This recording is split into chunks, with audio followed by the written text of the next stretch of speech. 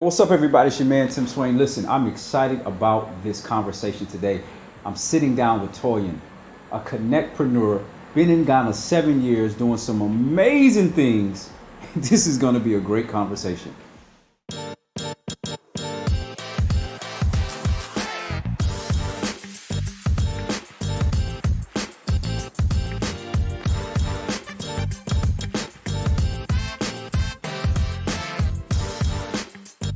So, thank you so much for being with me today. You set the scene, it's comfortable, the breeze is blowing. Yeah. It's good to see you again. It's so nice to see you, Tim. Thank you so much. I've watched so many of your shows already, so I know what a good interviewer you are and what a contribution you're making for people who actually want to come back to Ghana, to see the real Ghana from real people who are doing real things here, not just the illusion of what it is to leave your home of choice to come to a new experience, because this was a new adventure for me. Yeah. So thank you so much for watching. I appreciate it, and for the kind words. And we were chatting off camera about your experiences here in Ghana, and it's so encouraging because, as you said, there's so many people that want to come back, but there's not one type of story. No. And when I met you, I said, wow, this is a totally different story, and just hearing from your experiences. So let's back up in the story. You've been here 7 years. How did you even get to Ghana? Really, really interesting. I'm Nigerian, and a lot of my family say, why didn't you go to Nigeria if you want to, move back to the continent? But I'd been working for an amazing organisation called AFFORD, the African Foundation for Development, and they gave me my African heart. They made me connect back with Africa in a different way from some of the stories you have from your parents and other people. And what was interesting is they started at the university level and encouraging university students to take up opportunities in Africa, internships and things like that.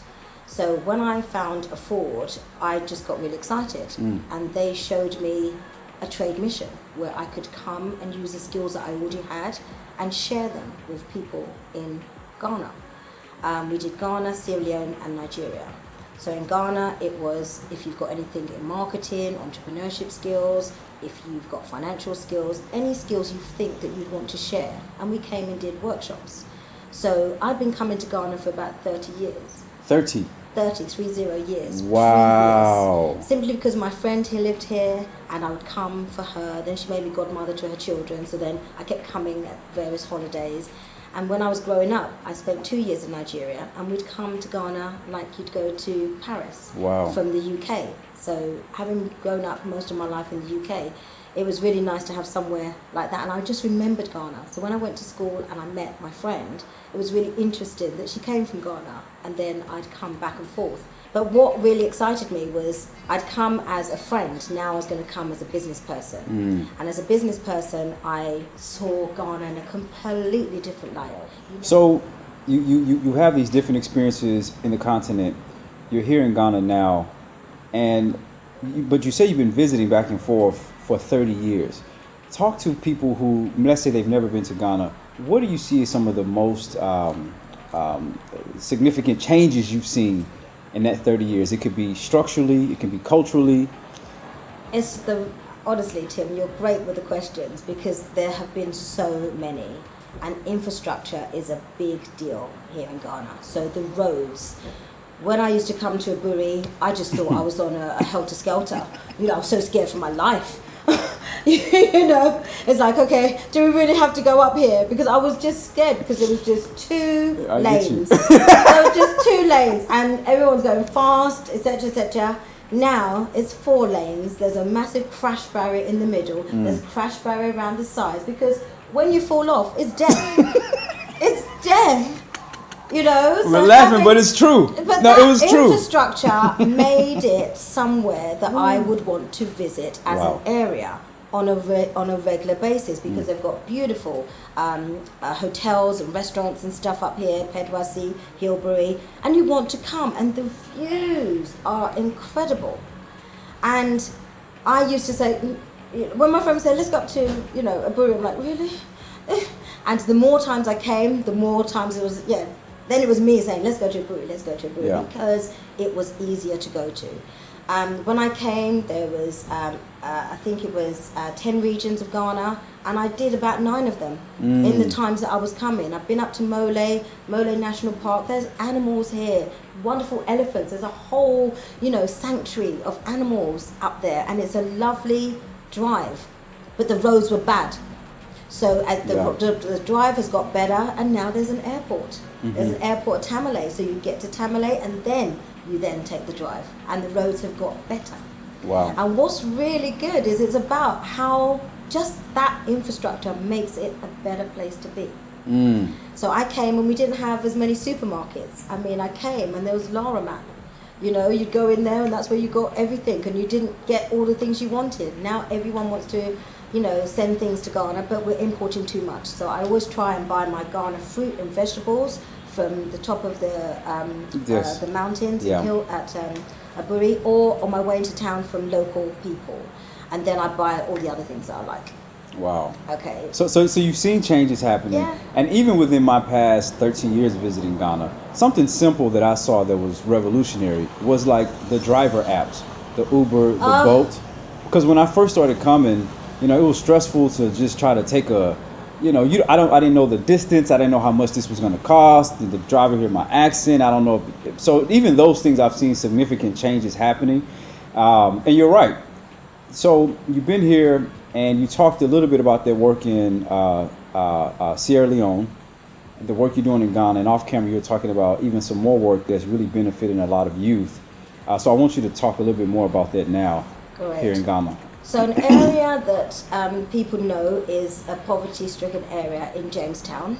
And one of my trips, I met the most amazing young man, Paul Seme, who runs the Street Children Empowerment Foundation. And he was one of those guys who just made me want to work for him, as opposed to I'm a business coach, a business counselor, and I'm working with you.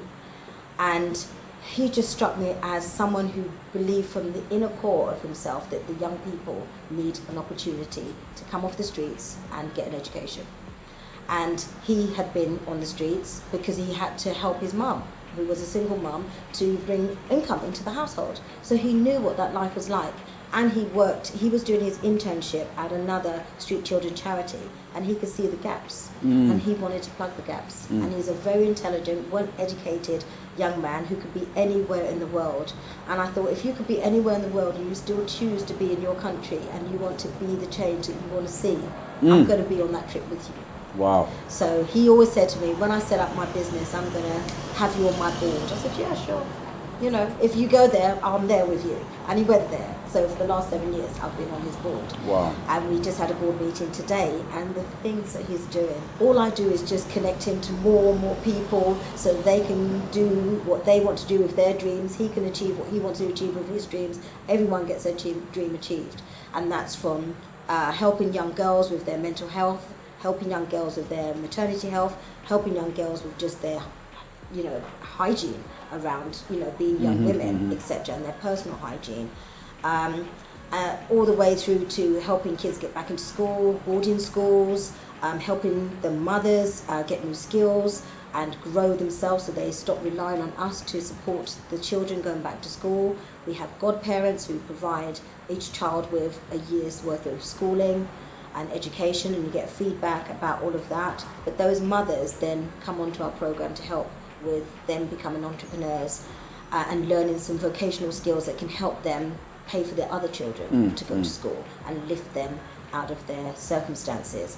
And interacting with them with my accent has been difficult, so all I do is partner with local people who can interact. And I've told him about the different people that I can interact with for him, and he's just like, thank you. It's like an open door policy. We'll work, see how it works. If it doesn't work, I've met someone new, maybe the next time we can work together. But yes, I want to work with them on that. Yes, I want to work with them on this. There's some amazing work happening here in the country. You're the connectpreneur, so obviously you're connecting with like-minded individuals who are doing this amazing work. There's somebody watching this that they're hearing you, they're excited, and maybe they're coming and they believe that every day is going to be the beach days, the drinking, coconut water from a coconut, sitting in the breeze and living nice.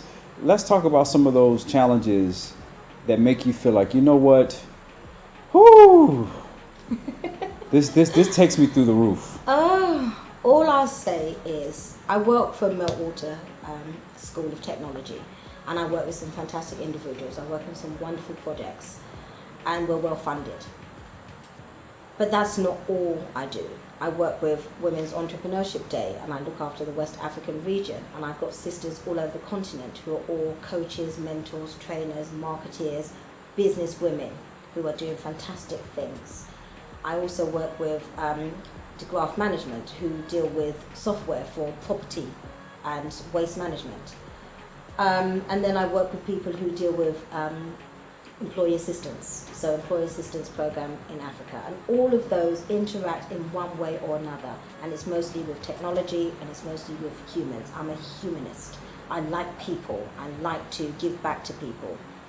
But because I'm like that, in Africa, that can be seen as a bit of a weakness. I will help you any time of the day or night. But there are some people who think that helping is, for free.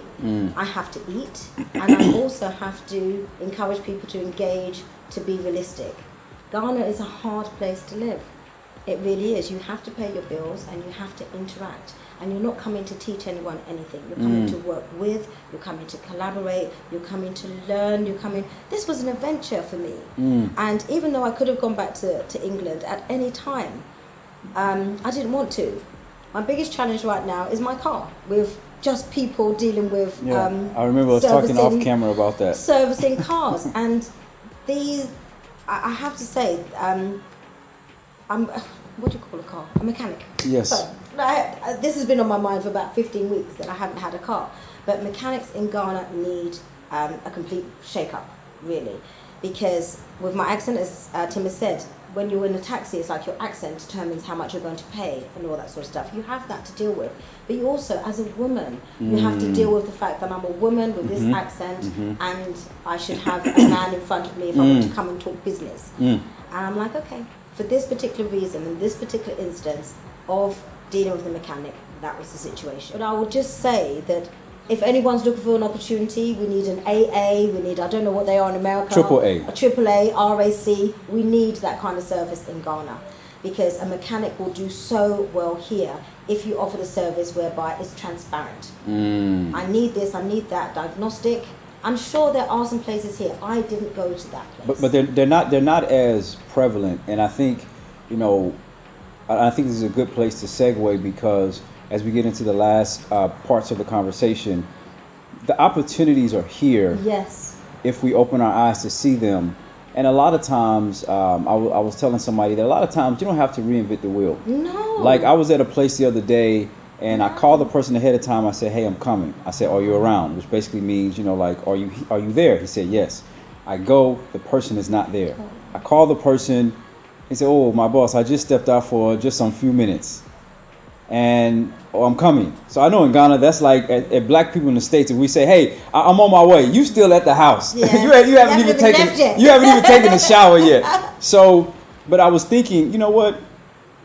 When you have a business, sometimes you can do what this person was doing, but you just do what you said you're going to do. If you say you're going to be here at 8 o'clock or 9 o'clock, you're there at 9. If you say you're going to provide this service, provide it. So the encouragement is, you don't have to be innovative and just have the most groundbreaking idea.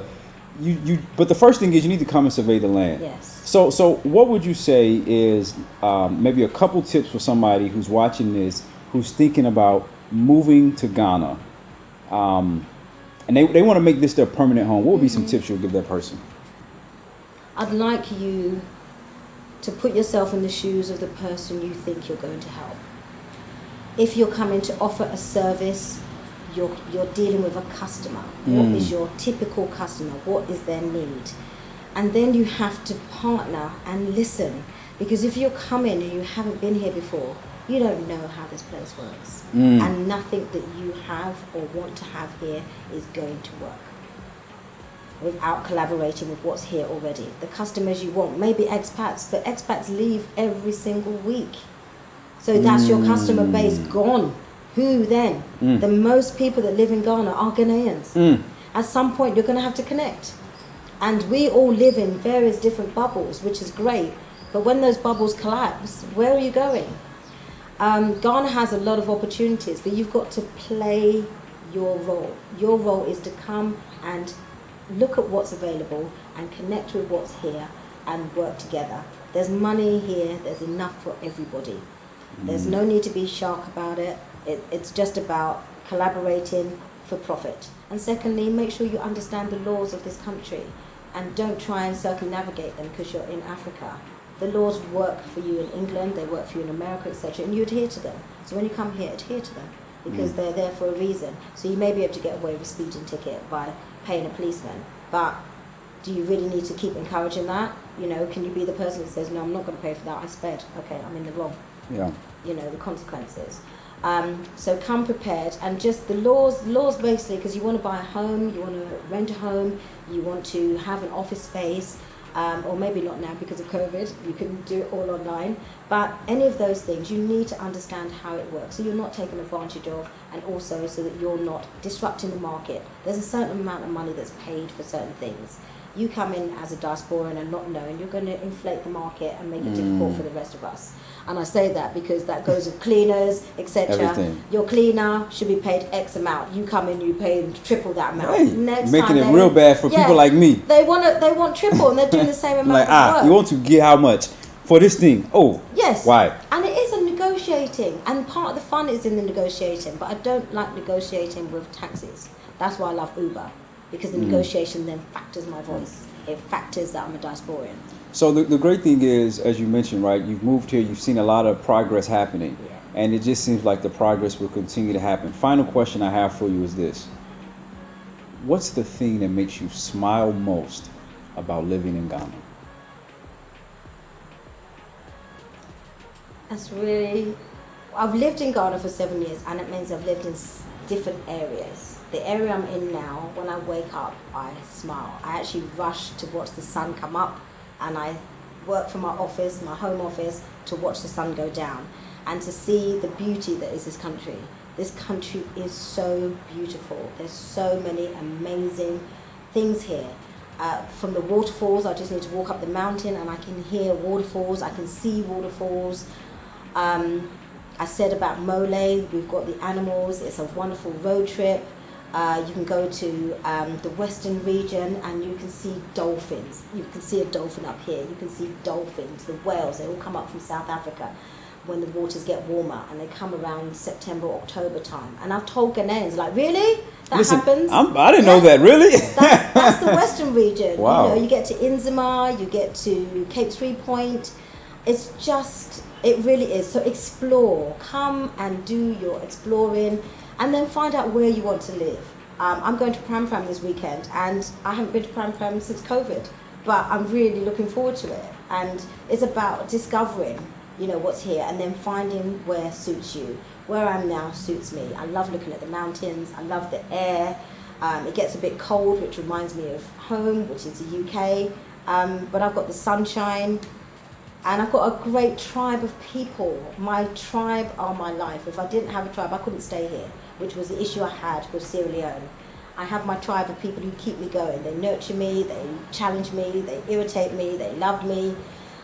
They look after me, they give me opportunities, I give them opportunities. It's this community, it's like the Ubuntu, you know, it's about give and take, and my life's about giving and taking. That's why I'm a connectpreneur. I like bringing people to opportunities I know about that they may not know about, and I like opportunities that they invite me into as well.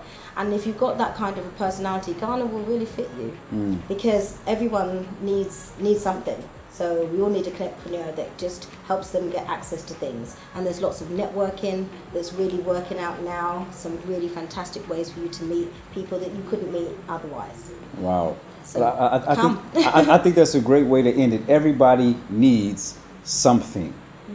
And you may have something that someone needs. Yeah. And so I want to thank you so much for taking the time to be with me and share this wonderful information with folks. Thank you so much for tuning in to another episode. As always, you already know what I'm going to say. If you like this video, make sure you like it. Make sure you subscribe. Until next time, peace.